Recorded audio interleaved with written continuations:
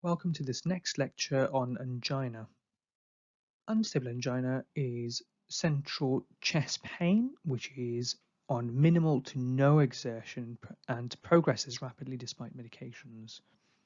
The management for this is an urgent cardiology referral since 15% of these patients will suffer an MI in less than a month.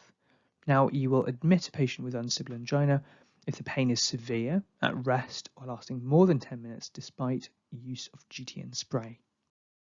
Let's talk about stable angina next, which remains a clinical diagnosis despite all the modern tests we have.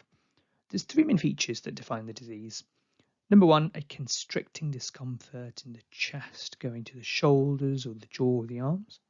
Number two is precipitation of these symptoms by physical exertion. Number three is symptoms being relieved in about 5 minutes or so by rest or with GTN spray. Now, if you have all three features, you have typical angina and you need cardiology referral. Two features means atypical angina, and the more the cardiovascular disease risk factors, the more the chance that this is cardiac pain. One or none of these features means non-anginal chest pain. Do bear in mind, however, that stable angina does not mean benign. The cardiovascular mortality rate of someone with stable angina is an estimated 1.4 to 6.5% per year. Now, investigations in primary care have three main aims. We want to establish the diagnosis, we want to look for risk factors, and we want to look for other complications of these risk factors. We start off with the examination. We want to check BMI, the waist circumference, and listen to the heart sounds. Next, we go to bloods. The FBC, user-knees, TFTs, HbA1c, and lipids might point to risk factors that we could manage. And finally, as for anyone presenting with chest pain, we do an ECG to ensure they don't have anything horrible going on, like a STEMI, for example. If we're still thinking angina by the end of the investigations in primary care, we'll refer to the rapid access chest pain clinic. Secondary care investigations are useful to know since our patients often ask what might happen after referral. There's been massive change here from the old guidelines, you'll notice. ETT is no longer first line since it has variable diagnostic accuracy. Invasive angio is a last resort option now. Some trials like the Scott Heart trial, for example, have shown CTCA leads to a 40% relative risk reduction in deaths and MIs at 5 years compared to usual care. Latest guidance is to start off with a CTCA with beta blockers beforehand to reduce heart rate. Higher heart rates mean reduced image quality. ETT and other imaging modalities are now second line, with invasive angio a distant third. Moving on to management, this has two aims: symptom reduction and cardiovascular disease risk reduction. Let's go through symptom reduction strategies first. Everyone gets GTN spray, PRN, for acute chest pain. First line non-acute symptom reduction is with beta blockers, where we aim for a heart rate of less than 60 beats per minute.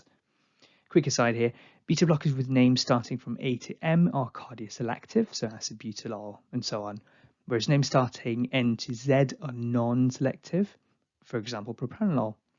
Now, you can also give beta blockers in COPD patients, but not in asthmatics. So what do you do if your beta blockers don't work? You give a calcium channel blocker instead of the beta blocker, something like verapamil or diltiazem, one of the non-dihydropyridines. Third line management is with both a beta blocker and a calcium channel blocker, but ensure the CCB is a dihydropyridine like amlodipine this time. If they can't take a beta blocker or a calcium channel blocker, we can start either ISMN, which is isosorbide mononitrate, nicorandil, ivabradine, or ranolazine, one of these drugs in combination with whichever first or second line medication they can take. Once we've found a couple of meds to keep them on, titrate to maximum tolerated doses, and if they have ongoing symptoms despite maximum doses of 2 drugs, refer to cardiology. Time for a question. Mr. X has stable angina, is on maximum dose beta blockers. You want to add a second drug since he still has symptoms. Which of the following will you start? Pause here, have a think, then move on to the next slide. And the answer is felodipine. The question describes a chap on maximum dose first line therapy, so you can either switch to a second line or directly add a second line. The question mentions adding a second drug here, so it's going to be a CCB, as we know. Note that we've got two CCBs in the option C and E. So why are we picking C? Because if we give a beta blocker and verapamil or diltiazem, these are both rate-limiting medications, and you will cause iatrogenic heart block, which you absolutely don't want to do, of course. So you'll give a philodipine or amlodipine or nimodipine like calcium channel blocker. On to the next management section, which is risk reduction as opposed to symptom reduction.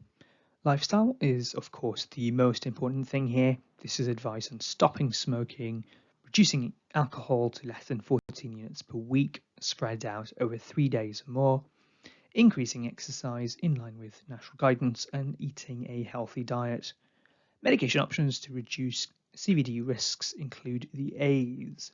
So you've got aspirin, atorvastatin, and ACE inhibitors. Aspirin is given to everyone unless they're on clopidogrel for other reasons like peripheral arterial disease.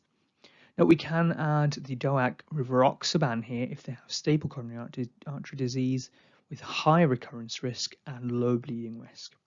As for atorvastatin, we give 80 milligrams once at night as opposed to the primary prevention dose of, that's right, 20 milligrams once at night. Now, ACE inhibitors have been shown to be of benefit only if they have diabetes, CKD, MI, or heart failure, and will not confer much benefit otherwise here.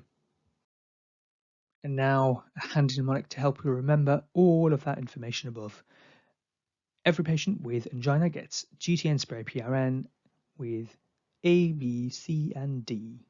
So ACE, aspirin, atorvastatin, B is for beta blockers, C for CCBs, and is for nitrates, nicorandil, vabradine, ranolazine, and D is for the DOAC rivaroxaban.